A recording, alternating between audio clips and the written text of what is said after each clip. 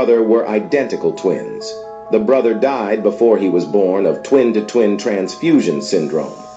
But then something strange happened. Ever since the boy was born, he's had a strong bond with his dead brother. There were endless stories to tell. He was devastated by his brother's death. When he was only a few years old, he used to go to his brother's grave alone. He would tell him what had happened to him recently. He would bring his What's up, Seekers? Welcome back to the channel. If you guys are new here, man, what we do is we break down scary and creepy videos, man, on the net, on the web, from YouTube videos to TikTok videos to IG videos. Anything weird, usual, unexplained, you can find right here on this channel. Just want to thank the Seekers, man, who's been tapping in with us, man, subbing up to the channel. I greatly appreciate that, man. You guys are seeking the truth. We just like you, man. That's why you found us today, man, bro. So found this video for you guys today, man. Let's do what we do best. Seek the truth, seekers. Woman and her husband lived together for 40 years, until one day, the FBI revealed her husband's true identity. Bobby and Cheryl were a happily married couple for many years. They shared countless memories together, but that's not what happened. One afternoon, Cheryl was making tea. Suddenly, a group of policemen knocked on her door. Curious, she opened the door. The police broke into her home without explanation. Quickly went upstairs. Bobby was still sleeping. The police asked him his real name. Cheryl was confused by the situation at hand. She tried desperately to hear Bobby's answer, but all she could hear was a faint grunt. At that moment, Bobby was handcuffed, and a happy life was finally destroyed. Cheryl was very confused, because her husband hadn't been involved in any criminal activity. In fact, Bobby's arrest would shock the world. Follow me. Find out what happened next in part 2. Part 2? Here's how long animals can hold their breath, except the numbers slowly get more and more outrageous. Hippos, about 5 minutes. Kinda disappointing that the closest thing to an actual land whale taps out that fast, and that's not me fat-shaming them, it's scientifically accurate. Plus, real ones know. There ain't a whole lot to shame. Dolphins, about 10 minutes. Again, pretty mid for something that has to swim for a living. Really? Sea lions, up to 20 minutes. Fun fact, sea lions are actually closer to being sea bears, the more you know. Emperor penguins, just under half an hour. And to do that, they slow their heart rate down to 3 beats per minute, and they have more hemoglobin than we do. Here's where it starts to get weird. Sloth, 40 minutes. To be fair, their ancestor was a giant marine sloth. But the animal that only ever goes swimming by accident, lasting longer than something that breathes air but has an address in the ocean, is kinda wild. Sperm whales, 2 hours. And it'd probably be longer if they didn't have to run fades with giant squids down there. Sea turtles, 5 to 7 hours. And most of that's while they're asleep. Damn. And yeah, sea turtles do breathe air. I can't believe I let myself get into an argument over that. Sea snakes, for some, 8 hours. Although they low-key cheat by being able to breathe through their skin. Spiders, 40 hours. In an experiment, a wolf spider came back to life after 40 hours under by going into a state of suspended animation. Basically, it's like going into the ultimate power save mode while also hitting snooze on death. That's not even the last animal here. Scorpions, 6 days. The more you know. Seekers, bro, which freaking animal shocked you the most, man? To me, I think it had to be that spider, bro. 40 hours? Like you said, it put his whole freaking body in freaking, like you said, power saving mode, bro. The more you know, Seekers, man. The more you know. That's why I watch these videos with you guys, bro, to expand my knowledge base. Hopefully, y'all fellow Seekers is doing the same thing with y'all as well, bro. That's crazy, man. 40 hours? Damn. No, silly, to dry it. But it exploded, and they were both found dead. Blood-curdling facts that you wish you never knew. Hundreds of thousands of bodies have either been lost or buried at sea, so every time you swim in the ocean, you're basically bathing in a graveyard. Chainsaws were originally invented for childbirth. Female mummies in ancient Egypt were always decomposed more than the male ones, and this is because the male bodies were embalmed a lot sooner while the female bodies were kept at the family home until they started to decompose a little bit. And this was to prevent people from having sex with the dead female bodies. Vlad the Impaler was called this because he would place his enemies ass first on pointed poles that would slowly skewer them to death. Fatal familial insomnia is a disease where a person literally cannot go to sleep no matter what they take or what they do. The symptoms get progressively worse until they die of exhaustion. For the last one, you might want to look up who invented blow-up dolls. There was a woman in the 18th century named Mary Toft who shoved dead rabbits inside of her and later acted as if she gave birth to them. And the doctors actually believed her until one of them discovered corn inside one of the rabbit's stomachs. What is a disturbing fact you... See, because the one that got to me is when they said that they invented chainsaws for childbirth, man. I guess back during the freaking old days, bro. Whose brilliant idea was that? It's gonna be like, yeah, chainsaws there for childbirth, bro. What the hell? Seekers, bro. What were they doing back in the day, bro? I don't think that was a bad idea, man. I mean, they made a freaking, I guess, an invention that helped us, the people in the future going forward, but I guess not for the freaking pregnant woman back then, bro. Seekers, what do you guys think? wish you could unlearn? I'm giving y'all a chance to scroll, especially if you have kids, especially if you have a baby. Oh wait, you're still here? Alright man, don't blame me, this is on you. If there's one animal you should be afraid of in this world, it's not lions, tigers, bears, sharks, it's none of that. It's actually the one that looks the most like us. I don't care who you think you are, a chimp will really tear your arm off and beat you over the head with it. And chimps will actively hunt other animals like bush babies and red colobus monkeys. We've even seen them murk small antelope and warthogs. But the disturbing part isn't that they hunt monkeys and eat them. This is your last chance, you can still scroll. Because the thing is that apparently chimps can't tell the difference between the monkeys they hunt and human babies. Or they can and they just don't care. There have been cases of gangs of chimpanzees snatching, murking, and eating human children. In 2002 in Gombe National Park in Tanzania, a 14-month-old baby was kidnapped by an adult male chimp. You can probably guess what went down, but the result was one less baby and one partially fed chimp. Partially because the chimp started eating, but apparently got bored and left the past tense body for researchers to find. Why? Yeah, that's the thing with psychopaths. There is no why. Moral of this video? Yeah, this picture hit a little different now, don't it? Really do. Terrifying true facts that will keep you up at night. Part 4. Decapitation doesn't always immediately work. There have been some reports of humans living up to 30 seconds after their heads have been removed from their bodies. And there was a chicken in the 1940s named Mike who lived for over a year without his head.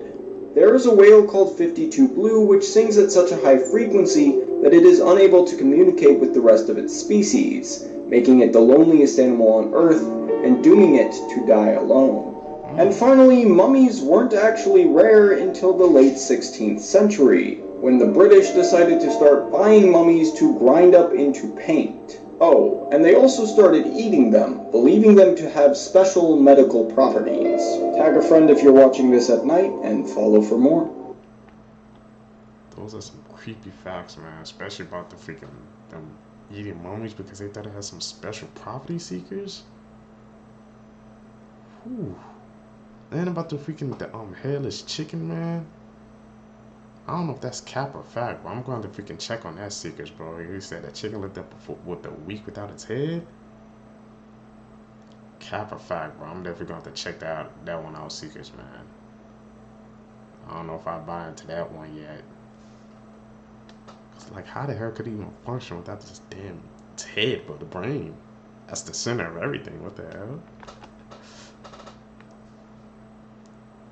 After police received this disturbing phone call, they found a horrific scene.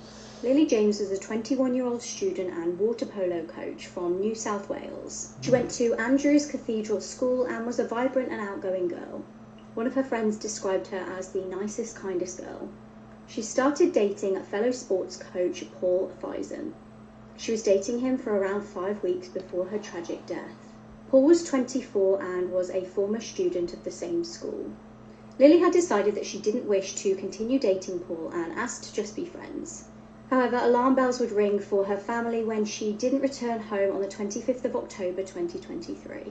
That evening, police received a very disturbing call. It was almost midnight and Paul had phoned police to report a body at the school.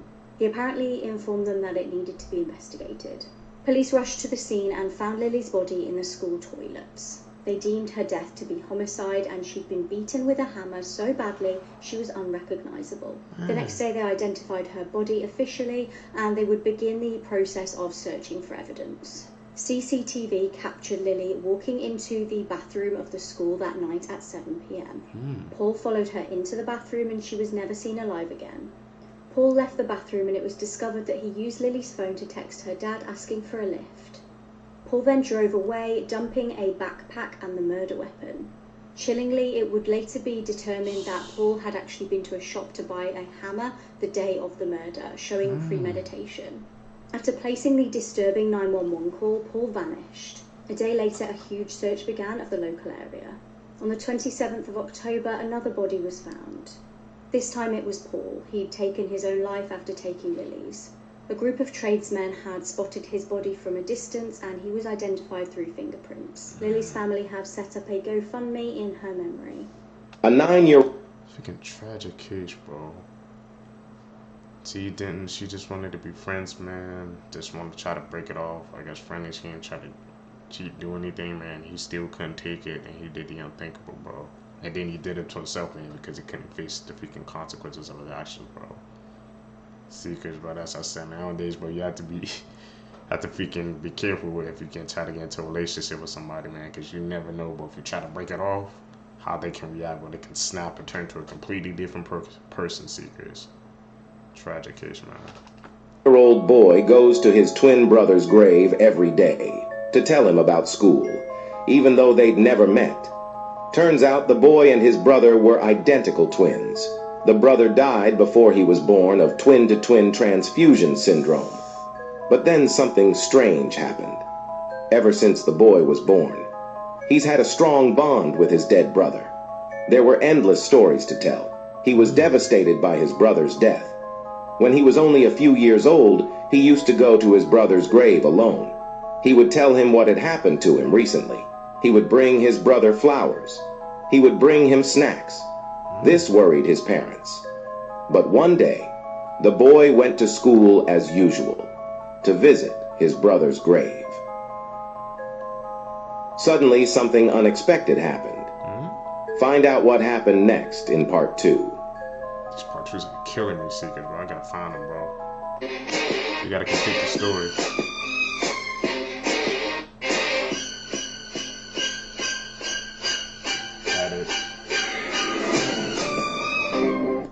Cannibal killer Austin Harrop has just been found not guilty of murder by reason of insanity. If you don't know, in 2016, Austin had just finished up his freshman year at Florida State, and on August 16th, he was out to dinner with his family when he suddenly got up and left without saying why. And here you can see him on security footage leaving the restaurant just after 8 p.m. He walked more than 3 miles before coming across the residence of John and Michelle Stevens, who were just enjoying the night and having a beer in their garage. And here you can see John in the garage that he practically transformed into a hangout for himself and his wife. But before John or Michelle could even realize what was happening, a neighbor heard awful screams coming from the driveway. Authorities responded to the scene to find 2 dead bodies and Austin attempting to eat the face of one of his victims. Authorities almost had to kill Austin because he wouldn't stop, and after his arrest he claimed to have no memory of the murders or why he did it. In previous weeks he reportedly went from a normal outgoing college student to believing he was half animal and half man. Austin had actually moved his bed into their family's garage to avoid demons and would patrol the house at night instead of sleeping. At the time, he had just trace amounts of marijuana and alcohol in his system, and the prosecution actually agreed that he was truly in a psychotic episode at the time of the attack. A father and... Seekers, it goes to show you, bro, if you have those freaking things in your system, bro, they can just kick something off, man. It can turn you into a completely different person, bro. Like I said, he didn't even have no memory of what he did, bro, after those attacks. They got him off, man. Seekers, are you guys buying that? But they said they found traces amounts in the system, bro. So I guess those 2 things combined, bro, broke his mind. It's my best guess, Seekers. in Boulder, Colorado has come forward with a bombshell he thinks may be the key to solving the JonBenet Ramsey case. What he says, in 1997, only 9 months after JonBenet Ramsey was found murdered in her own home, his daughter was woken in the middle of the night. She was only 12 years old at the time. A masked man was standing over her. She was essayed before her mother, hearing the commotion, came into the bedroom and scared the man out the window. There are very eerie similarities within this case. Most notably, this girl knew JonBenet Ramsey. They had been in the same social circles. She lived less than 2 miles away, and this attack happened 9 months after JonBenet Ramsey's murder. The father, frustrated with police lack of response within the case, hires his own private investigator who finds similar cigarette butts that were found both outside the Ramsey's home and the place where the attack took place. Could this be the key to solving the case? Seekers, what do you guys think? Are those cases linked? This lady is one of the luckiest people in America. She accidentally threw out a scratch-off lottery card worth $1 million, and it was found by the owners of the store where she bought the card. Now, they could have kept it for themselves, but as Amber Cagliano explains, they had a different idea. This woman just won $1 million thanks to a very honest family. Leah Fiega was playing the scratch-off lottery like this. She thought she lost. She didn't even bother scratching off all the numbers. So she gave the ticket back to the owner and walked out of the convenience store. What happened next is pretty amazing. The owner finished scratching off the numbers. And guess what? It was $1 million winner. After I saw 1 million, I was dancing at the store. Abhi Shah, whose family owns the store in Springfield, Massachusetts, says he immediately started dreaming about how he would spend the money. The first thing that came in my mind was, I want to buy a Tesla. But he says after a call with his grandparents in India, where they are struggling with a deadly wave of COVID cases, he knew what he needed to do. My grandma said, no, we don't have to keep that ticket. You know who the ticket is for? We should give it back to them. Abhi says he recognized Leah as a regular customer. He drove to her office and convinced her to return to the store where she was handed back the $1 million ticket. She started crying like a baby. She freaked out. She can't even imagine like we did that to her. She was like, I have never saw such a honest people like you in my life. Seekers, man. If you guys found that $1 million ticket, bro, tell me, guys, would you guys return that or keep it, bro? Because like I said, not too many people, bro, would do what he did. It's like his grandparents had to convince him, bro. They said, like, nah, that ain't right. Just give it back to him, man. But Seekers, could you guys truly do that? 1 mil, bro? That's where a lot of people, that's where their test will come in, bro. You can see the type of person they would be, man. If they're going to give it back or if they would keep it, bro. I got to see you guys' comments down below on that one, man.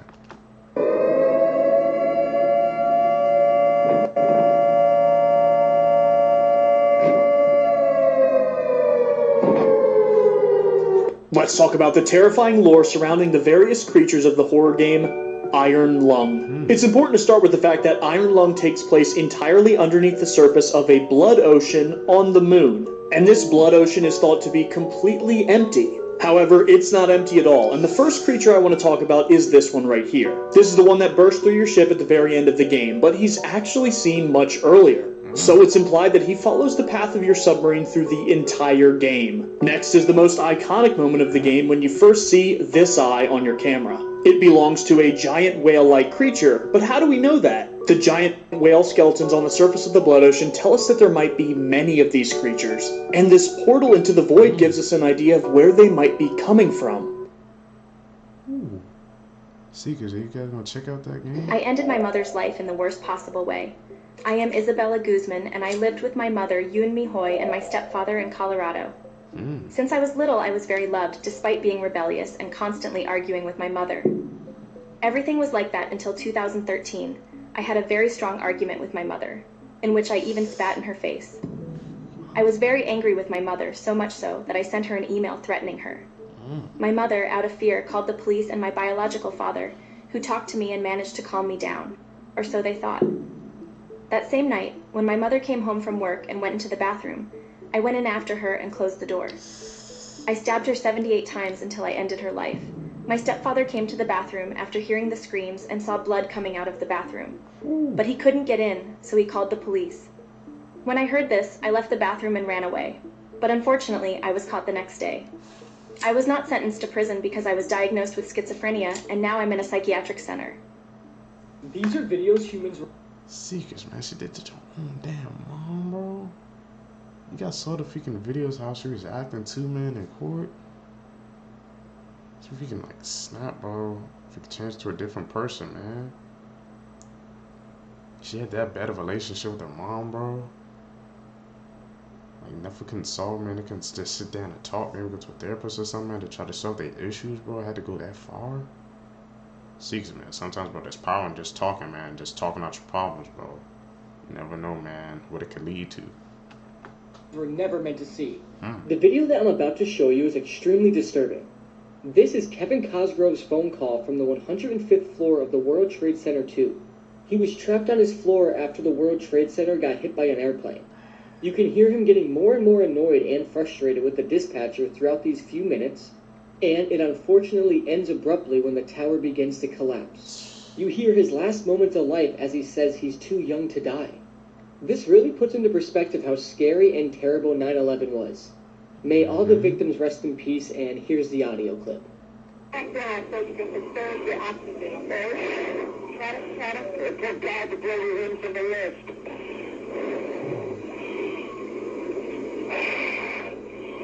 It's real there, it's black, it's iron. Is anybody else want to try it in here? These young men, we're not ready to die. Are the people there?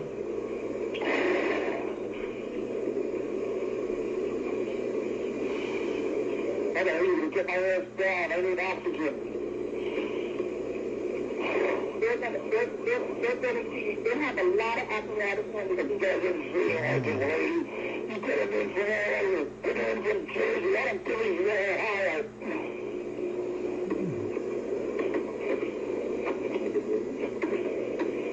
That's my favorite. Mine's high school. I must have called about a dozen times already. A dozen times? T-O-S-G-R-O-V-E.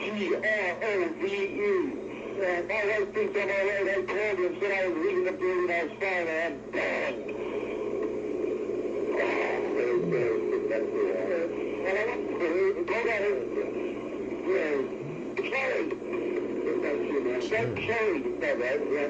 Cherry next to me.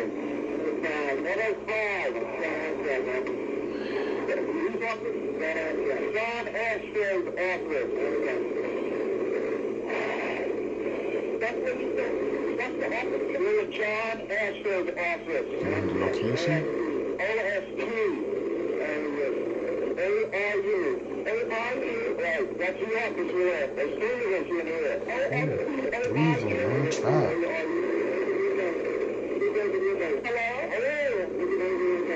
We're looking at the financial center. Two windows, two broken windows.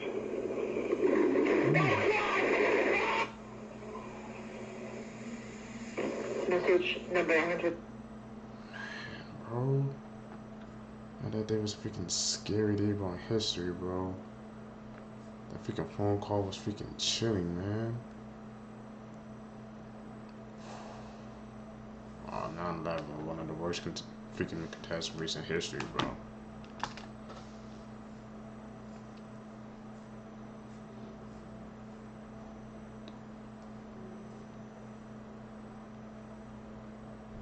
This is the gruesome case of Linda Spence Explained. Linda Spence was working as a financial advisor in Scotland and was reportedly involved in some shady dealings, accepting multiple deposits from elderly people for flats which were never built. In 2010, 27-year-old Linda Spence began to negotiate a deal for what she claimed was a valuable parcel of land near Stansted Airport, and as part of this deal, she produced some handmade bond certificates she claimed were issued by the government of Denmark. She attracted an investment of £80,000 from Colin Coates, a man with something of a reputation for being involved in criminal enterprise. While looking for further investors for her project, she traveled to the United States, where the fraudulent bonds caught the attention of the FBI, and she quickly left the country. Linda's house of cards was beginning to crumble around her when she returned to Scotland, and she ignored repeated attempts at contact from Mr. Coates, who was beginning to be concerned about his investment.